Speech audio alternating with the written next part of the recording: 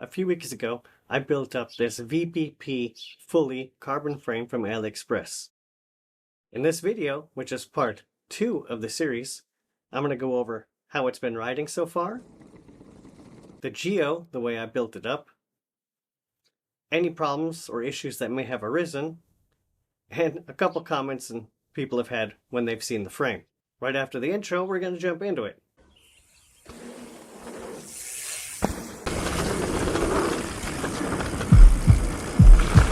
First thing I'm going to do is apologize for my voice.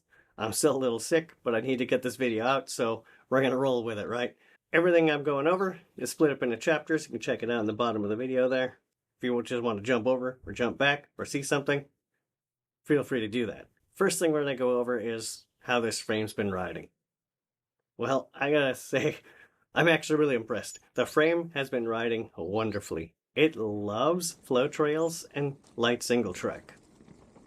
On those trails, it has been really good. It's super quiet, especially since I built it up with the sound insulation over the cables because there's no internal tube-in-tube routing for the cables, so definitely put that foam over them, and then super quiet. Really nice.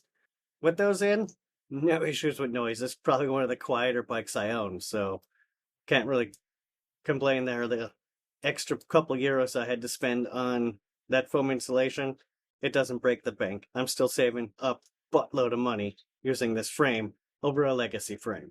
The rear suspension, the rear triangle, is stiff, but not too stiff. It provides confidence, and you have feel in that rear wheel, and it doesn't feel like it's flopping around, but it still has enough flex to provide a little bit of grip. The front triangle, that felt a little flexy at first. On bigger jumps and more enduro style trails, I felt some flex in the front end. I was kind of worried about it, so I took the fork out and checked it. I couldn't find not any signs of delamination, cracks, nothing. I think it may be coming from that I'm just so used to riding 38s and Zebs that now I'm riding the smaller fork, and yeah, it just feels flexy up front. Maybe later on in this bike's lifetime, we'll slap a Zeb into the front of it and see if that remedies the flex situation. How does this thing pedal though?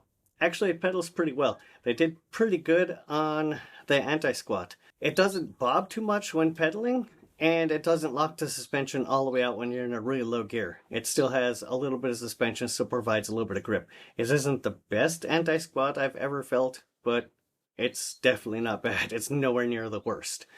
I definitely can't complain. I've ridden much, much worse from much, much more expensive brands and legacy brands. So yeah, that's one thing you don't have to worry about on this frame. On flow trails and light single track or medium single track, where I didn't have any issues with trusting the frame at the moment, this frame rides really, really well. When I don't have that thought in the back of your head, oh my God, I hope it holds up, and you can concentrate on how the bike's riding, amazing. As I get more used to the frame and as I trust the frame more, I'll be able to push it harder and give you more insight into how it feels when it's pushed really hard.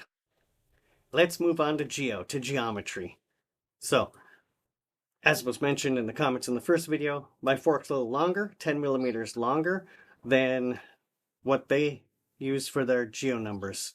This has a axle to crown measurement of 571, and they use 561, so 10 millimeters.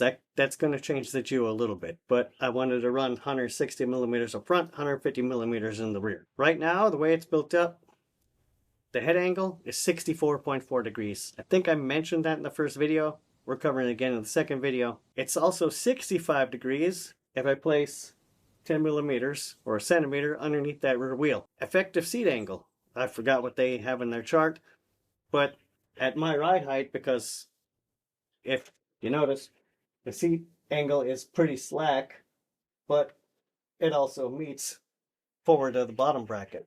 So as your seat goes higher, your effective seat angle will get slacker and slacker.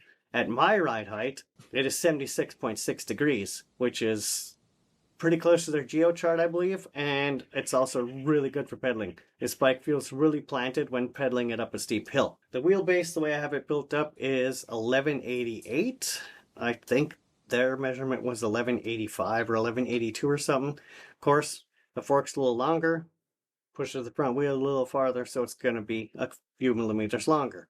The bottom bracket drop, the way I have it built up, is 23 millimeters. I think in their chart it's 25, but same thing.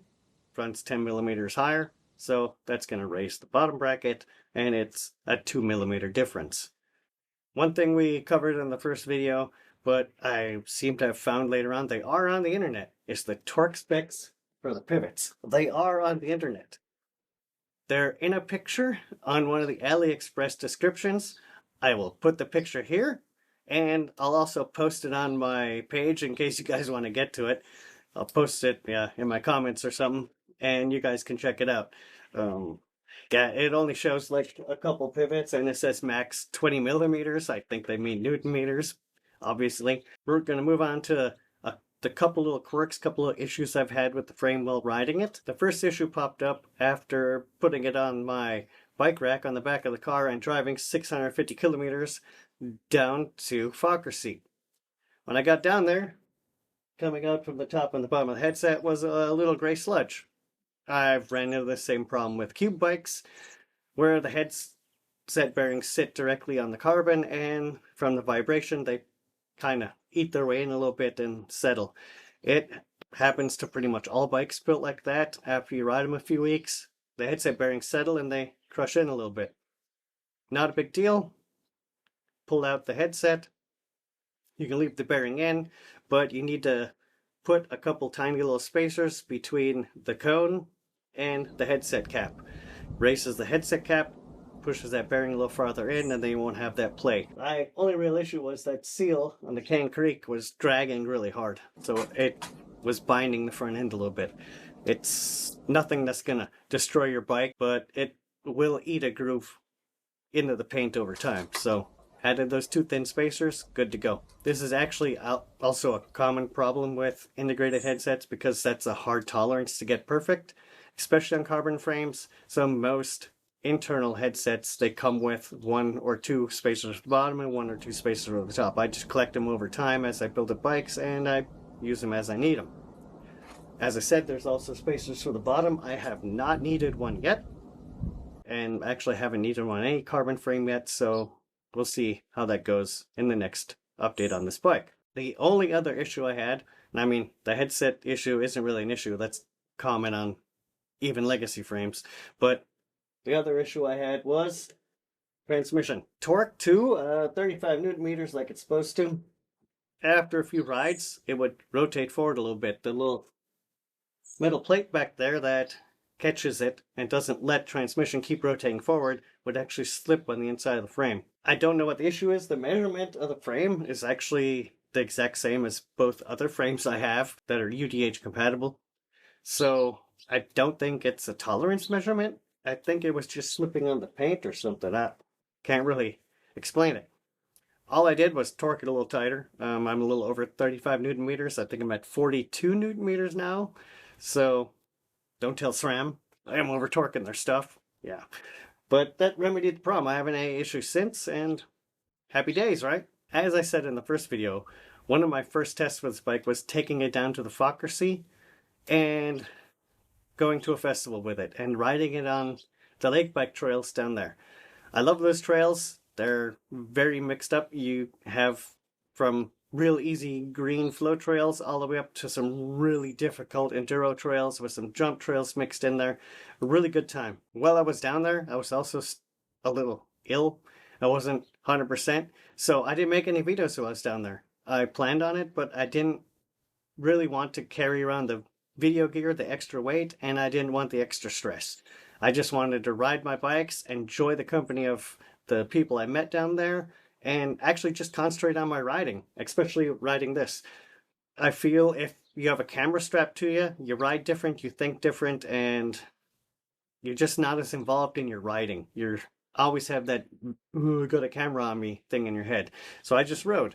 But I did write down the comments of other people when I showed them this bike, because I rode it at the festival, I pushed it around at the festival, I asked people what they thought. I have a few comments. Hold on. I'm going to grab my sheet here and read them off. So the comments from the Bucket Ride Festival that I got. the comment most people said was, "Holy crap, that thing's literally a Santa Cruz copy." Well, yeah, it kind of looks a lot like a Santa Cruz, but it's not.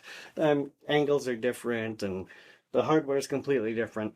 People with a trained eye, they see right away it's not a Santa Cruz. But a lot of people said that's just a Santa Cruz copy. The second thing people said, and this would only happen to people that were really looking at the bike, would say, like I said, up in the head tube area isn't finished very well, and around the pivots, the paint isn't masked off and isn't finished very well. Um, that's just a cosmetic thing. It's not something I'm really worried about because, as you see, I ride my bikes and I'm not going to wash them every day and polish them up. I have the bike to be ridden. So I didn't even watch this thing for the video. Anyways, the third. Yeah, most of the people that commented on that said the third most comment, or the paint looks good, or the rest of the paint looks really good, because it does. The rest of the paint looks remarkable. It hasn't had any chips, scratches, and I've ridden it a lot more than other bikes that have shown massive chips in their paint after that much riding, and I have none so far. So paint's holding up well. The next comment I got was, "Are you crazy?" People thought I was crazy riding this bike on those trails. Yeah. Do you really want to ride that bike on these trails? That was the next comment. Those two comments were pretty much grouped together. And yeah, I do want to ride it on these trails because I wanted to test it. I rode it on some pretty hard trails up there. I skipped the big jumps, but everything else I rode. So held up. It's holding up. And yeah, we'll let you guys know how it keeps holding up in the future. After 3 weeks, I'm happy with the frame. I'm going to get healthy, keep riding it. What's coming up? Well, in 3 months, we'll do a, I guess, mid-long-term review. We'll let you guys know what's going up with the frame. If you have any questions, put them in the comments, and I will answer them. If I don't answer them in the comments, I will answer them in the next video. So, please, comment down below. Also, give me criticism. What do you want more of? What do you want less of? I know, I talk a lot. We know this. Other plans with the bike. Tires. These things I don't like to pedal, and I'm not a fan of Maxxis tires anyways. Oh, whoa, watch out. People are probably throwing rocks at me right now. I'm not a big fan of Maxxis tires. I'm a Vittoria fan, everybody knows that, but I want to try something new, and since our friends over at Continental, they just released a new trail tire here. It's been out a few weeks now, or a few months, but I haven't seen any videos on it yet, any tests, so I'm going to throw this on the back and Cryptotol on the front. I will let you guys know how these tires ride. See, what else am I going to try? We'll go over that handlebar. Maybe we'll do a video on that. That's also from AliExpress. And I got a bunch of AliExpress tools that I actually used to build up this bike. I'm going to have a video coming out showing you those AliExpress tools and what I thought of them. Other than that, I got nothing else going on today. I mean, really. Thanks for stopping by. Never stop shredding. Dave out.